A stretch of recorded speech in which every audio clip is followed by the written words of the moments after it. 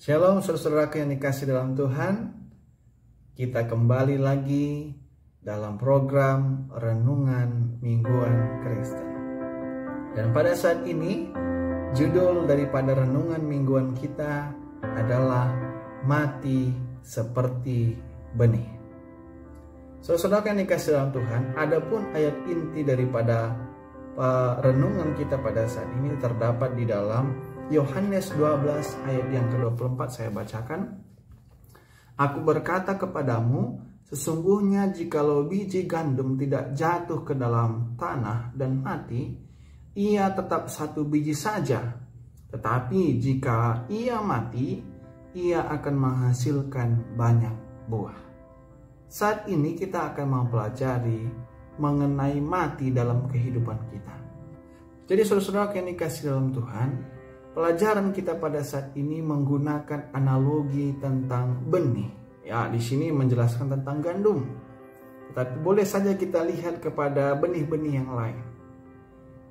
Saya adalah keluarga seorang petani, dan kalau kami tiba saatnya untuk menanam, ya maka kami akan mencari benih yang memang keras. Ya, khususnya seperti jagung, buncis, kacang panjang, maka nanti akan harus yang memang keras, ya, bukan berair, ya. Dan inilah benih-benih yang akan tumbuh dalam tanah. Kalau bukan seperti itu, dia akan membusuk dalam tanah.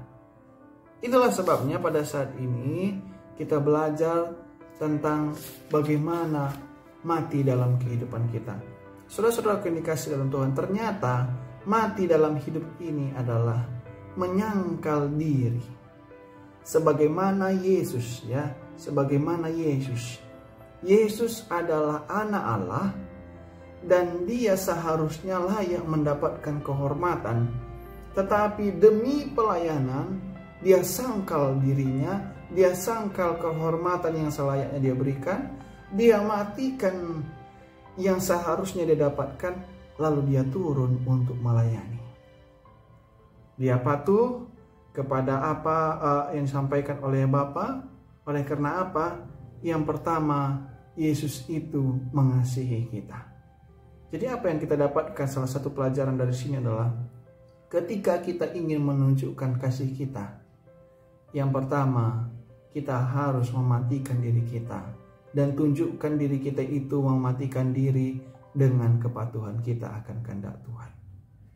Yesus menyerahkan kesetaraannya dengan Bapa dan pindah ke bumi dalam bentuk dan keterbatasan manusia. Yesus tidak datang sebagai manusia yang agung dan mulia, tetapi sebagai hamba. Yesus bahkan taat sampai ia mati. Saudara-saudara yang dikasih dalam Tuhan, kita mati ataupun mematikan daging kita ini tujuannya adalah untuk melakukan pelayanan. Orang-orang yang ingin melayani adalah orang-orang yang mau mengalahkan dirinya, mematikan dirinya sendiri, lalu mengikuti kehendak Tuhan, lalu mau berkorban. Biasanya orang yang mau melayani adalah orang-orang yang berkorban. Lalu saudara-saudara yang dikasih dalam Tuhan, bagaimana kita mati sebelum mengetahui kehendak Allah? Ya, yang pertama dikatakan dalam pelajaran kita ini, jika kita membaca dalam Roma 12 ayat 1 dan 2. Ya. Dalam pelajaran ini menjelaskan bahwa jika kita ingin mengetahui kehendak Tuhan, ya, kita harus berkorban. Sebagaimana seorang pelayan, ya, Yesus ingin melayani, dia melakukan pengorbanan. Dan kalau kita baca dalam Roma 12 ayat 1 dan 2, ya, Paulus menulis bahwa kita akan mendapat menguji dan menyetujui apa kehendak Allah. Yang pertama, kita harus memiliki pemahaman yang benar tentang rahmat Allah. Yang kedua, kita harus mempersembahkan diri kita sebagai persembahan yang hidup kepada Allah. Yang ketiga, pikiran kita diperbaharui. Ya, jadi yang pertama, kita mengerti apa itu rahmat Allah. Kita sadar bagaimana besarnya rahmat Allah kepada kita, ya. Dan kita sadar Setelah kita sadar bagaimana besarnya rahmat Tuhan kepada kita, akhirnya kita berikanlah diri kita untuk dipersembahkan sebagai persembahan yang hidup. Dan terakhir, dengan cara itu Yesus akan membarui kita.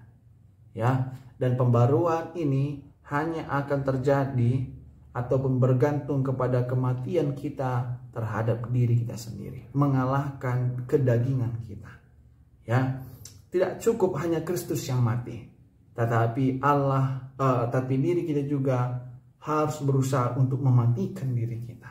Ya, baik, saudara-saudara yang dikasih dalam Tuhan, pada pelajaran yang selanjutnya, untuk bisa mematikan diri, kita harus mau mendengar. Mendengar apa? Mendengarkan suara Tuhan.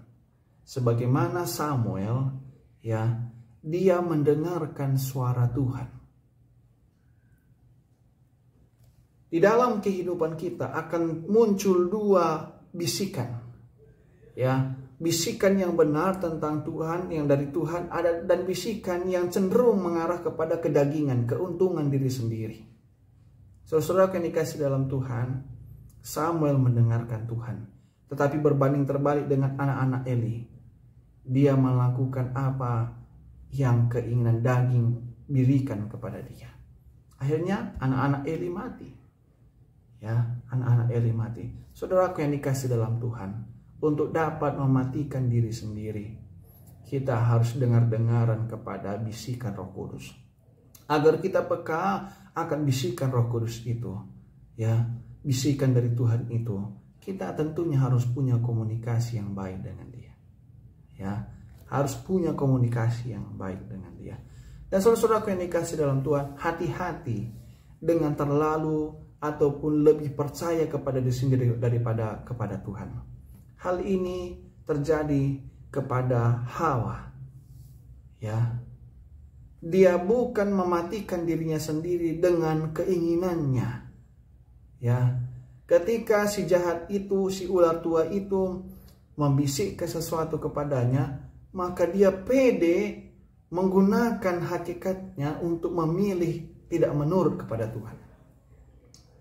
Dan apa yang terjadi dengan Saul? Saul juga demikian. Ya, sebenarnya Tuhan tidak memilih manusia untuk menjadi pemimpin mereka, tapi bangsa Israel mendesak itu. Lalu ketika Saul dipilih, maka dikatakan ada 3 langkah yang menuntun Saul ke jalan yang menuju percaya diri begitu cepat, sehingga dia diangkat menjadi raja. Apa itu? Dikatakan Saul berkata, ini bisa kita baca dalam 1 Samuel 13 ayat 1-4. Saul berkata, aku melihat. Lalu dari dia melihat, maka dia berkata, aku berkata. Lalu dia berkata, setelah dia berkata, aku merasa. Jadi semua kata aku, ya, percaya diri. Jadi terlalu mengandalkan diri ini di dalam menghadapi cawan kehidupan juga, yang akhirnya tidak mematikan diri sendiri mengandalkan Tuhan, ini berbahaya. Jadi saudara-saudara yang dikasih dalam Tuhan, kita semua telah melakukan apa itu? Kita mengandalkan penglihatan manusiawi kita sendiri, yang menuntun kita untuk mengandalkan pikiran manusiawi kita sendiri, yang menuntun kita untuk mengandalkan perasaan manusia kita sendiri.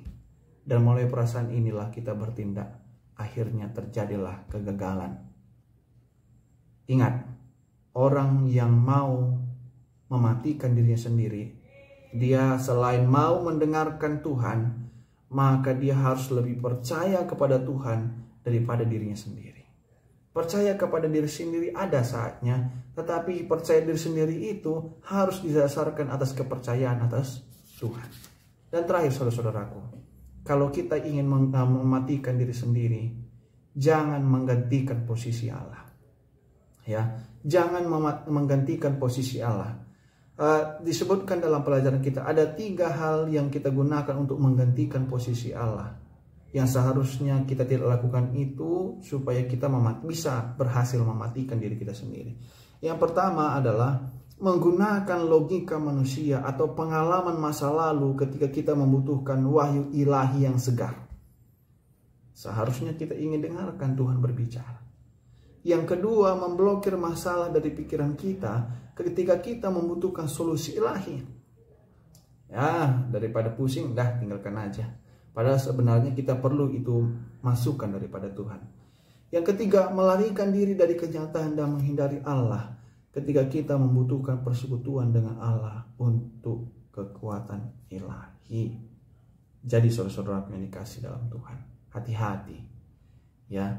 Jangan sampai oleh karena kita merasa lebih banyak pengalaman hidup saya, digunakan pengalaman hidup itu, akhirnya kita berpikir ya sudahlah, tidak perlu ini andalkan Tuhan. Ini pengalaman ini sudah cukup untuk menolong mengatasi masalah. Lalu apalagi ya, dan mungkin kita pikir ya sudahlah, tinggalkan saja begitu saja, biar saja. Tidak boleh. Kita harus mendengarkan Tuhan berbicara. Yang tadi melalui apa? Mendengarkan Tuhan. Ya, mendengarkan Roh Kudus bekerja atas kita. Dan saudara-saudaraku dikasih dalam Tuhan, Allah mungkin menggunakan sebagai cawan lebur untuk mengajar kita bergantung kepadanya. Sering sekali masalah itu datang yang seharusnya kita tempatkan Tuhan berada di dalamnya, supaya apa? Supaya kita mengerti betul bahwa kita sangat bergantung kepada Tuhan. Ingat, pada pelajaran terakhir mengatakan bahwa kepatuhan kepada kehendak Allah datang saat kita mati terhadap keinginan dan ambisi kita sendiri.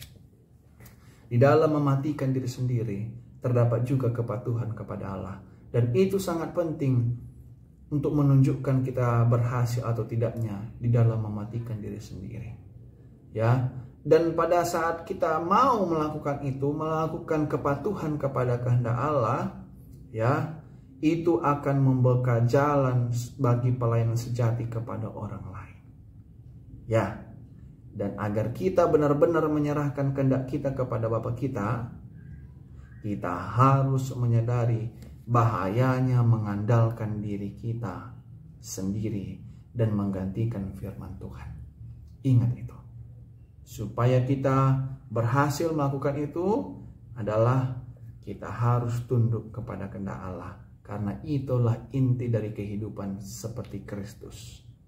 Ya, saudara yang dikasih dalam Tuhan, mungkin kita punya pengalaman ataupun masalah dalam kehidupan kita. Ingatlah, untuk menghadapi masalah itu, cawan lebur itu, kita bisa hadapi dengan baik. Kita harus mematikan diri kita, lalu membiarkan kuasa Roh Kudus bekerja atas kita, menuntun kehidupan kita, dan pada akhirnya kita akan bisa bertumbuh dan akhirnya menghasilkan buah, menjadikan berkat kepada orang lain. Ingat, seperti yang dikatakan Yohanes 12 ayat 24, biji itu harus mati dulu, lalu tertanam, dan akhirnya itu akan bertumbuh dalam kehidupan kita. Kita pun harus mematikan diri kita agar kita bisa bertumbuh di dalam Yesus Kristus. Caranya seperti yang tadi itu, kita harus patuh kepada Tuhan. Ya, yang kedua, kita harus mengerti rahmat Tuhan dan ada kerinduan yang besar. Yang ketiga, kita harus dengarkan bisikan Roh Kudus, bisikan dari Tuhan. Yang keempat, jangan terlalu percaya kepada diri sendiri. Percayakan sepenuhnya kepada Tuhan. Dan yang selanjutnya, jangan gantikan posisi Tuhan untuk memberikan yang terbaik dalam kehidupan kita. Demikianlah pelajaran kita pada saat ini. Mulai sekarang, kita harus berjuang mematikan dosa dalam diri kita, lalu menghidupkan Yesus dalam diri kita, sehingga kita pun akan menjadi berkat dimanapun kita berada. Tuhan Yesus memberkati kita.